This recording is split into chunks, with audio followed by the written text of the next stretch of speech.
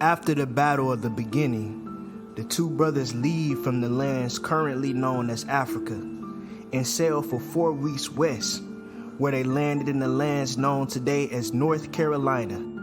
On these lands is where the two brothers established the mountain called Olympus. This is where their nations will dwell. This is where they will rest, and this will be their strong point. The mountain they created today is known as Brown Mountain, and it has been greatly diminished due to wars and wicked individuals who tried to destroy the place where the nation once dwelled. To this day, there still lies a secret gateway that will take any individual wherever they desire most, as long as they have the key to activate the gateway, which the key is nothing more than DNA. After the mountain was established, from the Atlantic Sea, a submersible ship emerged from the ocean. And in this ship was the Lord of the Sea and his entourage as they greeted the two angel brothers. Then the Lord of the Sea, King Neptune, spoke, and he said, "We are pleased with your actions against the general and the vampire army. We wish to thank you. We also know of your intentions to start a new nation here on this mountain. I wish to grant you with my 7 daughters. They shall serve as fine wives, and they will aid you in your endeavors." Nanos then said, "We appreciate your gratitude, and we will accept this generous gift. But I must ask, how did you know of our motives?" Neptune spoke. He said, "We received telepathic communication from the GFC himself. He informed us of your arrival. The GFC also told us that you will be in search for wives. So I have come, and I gift you with my 7 daughters." The oldest daughter, Mana, spoke.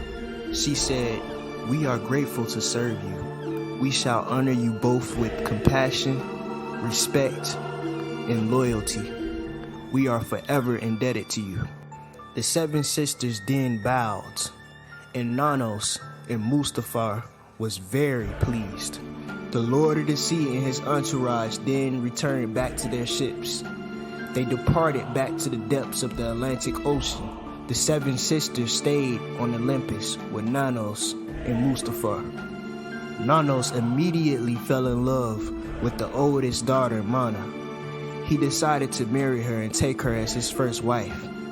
She then bore him his first son, the young prince by the name of Arhisehi. The prince was immediately a young prodigy. He was having full conversations as a newborn baby.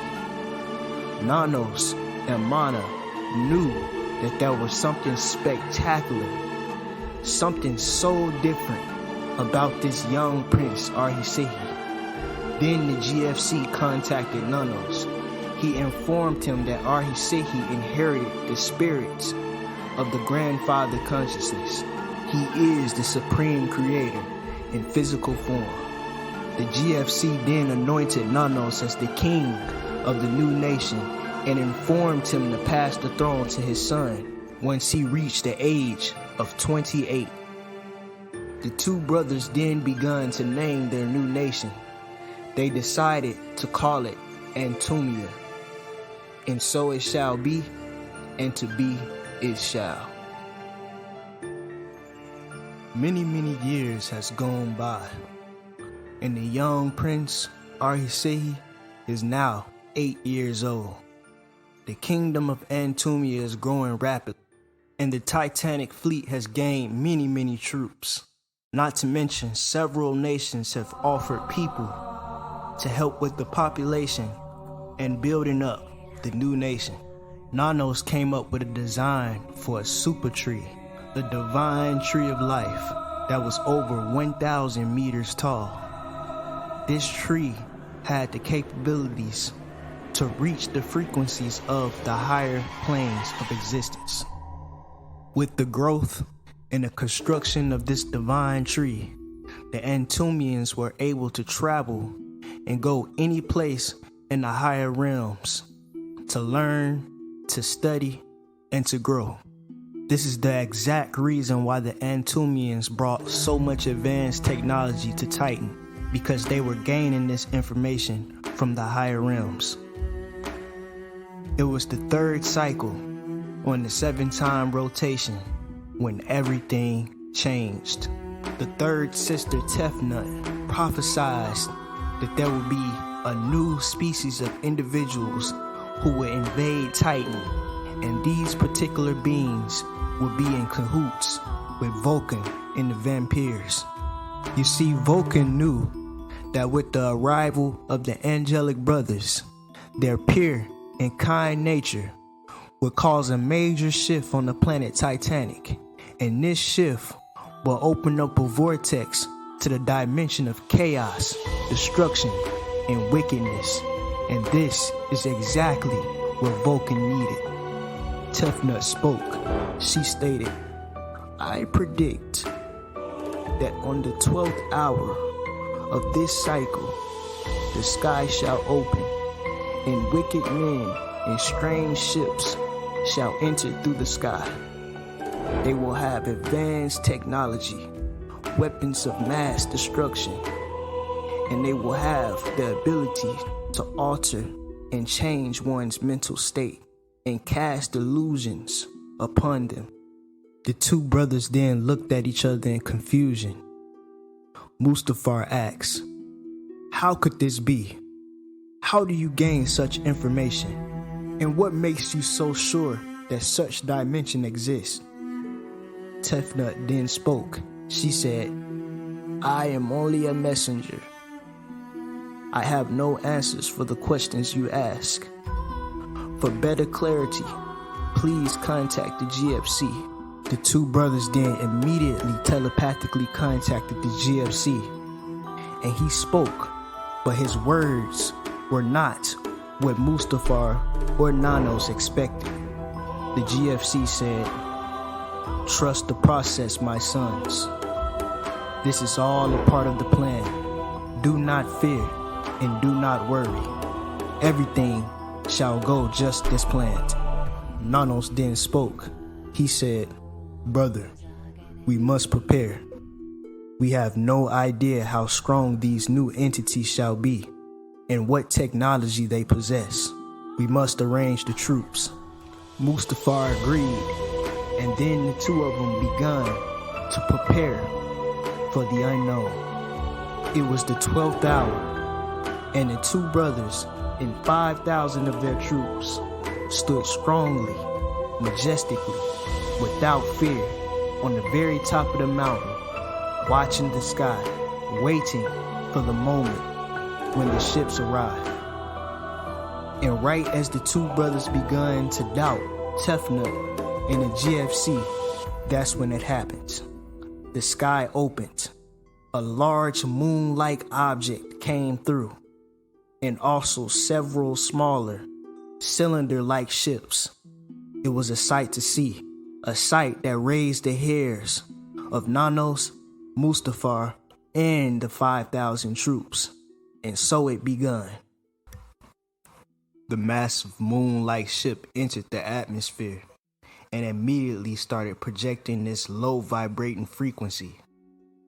This frequency had some type of strange effect on the lower level angels. Several of them began to hold their head. They looked confused and distraught. This is when Nanos began to understand what the large moon-like ship really was. It was some type of advanced satellite, and the enemy was using this satellite to project a certain frequency that had an effect on the mental state of the lower level angels. Tefnut was right. She predicted this, and this immediately angered Nanos. Nanos also noticed it was much harder to stay in tune with himself. His usual easy connection with the GFC took so much more focus.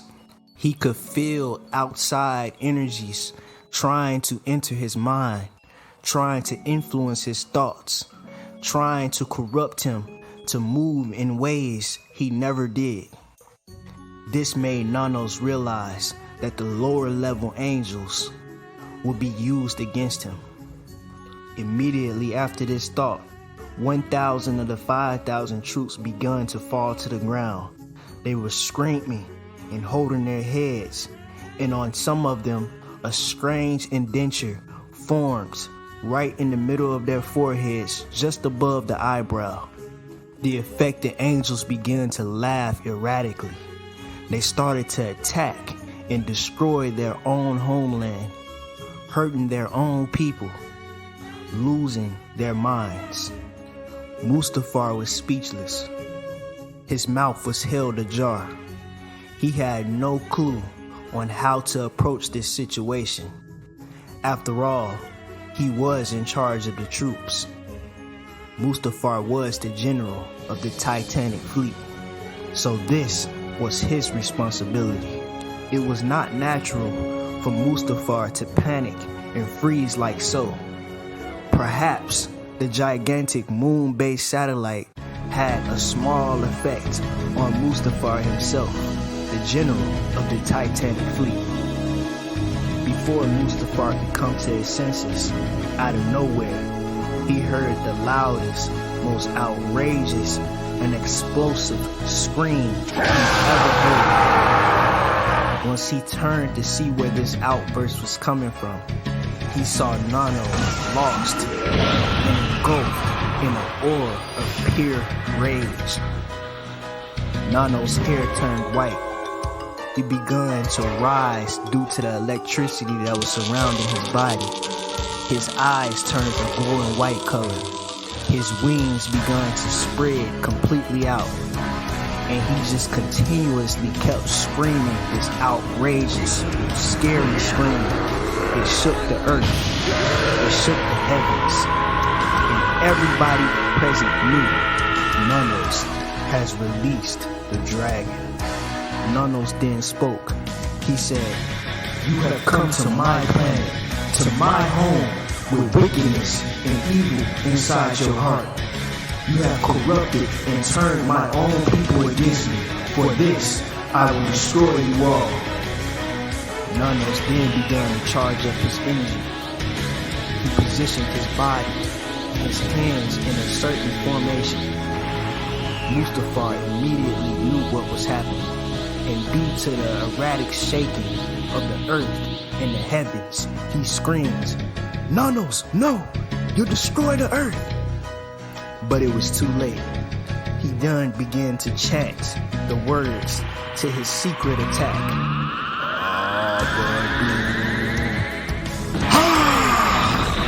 The whole entire planet turned white, and no one could see a thing.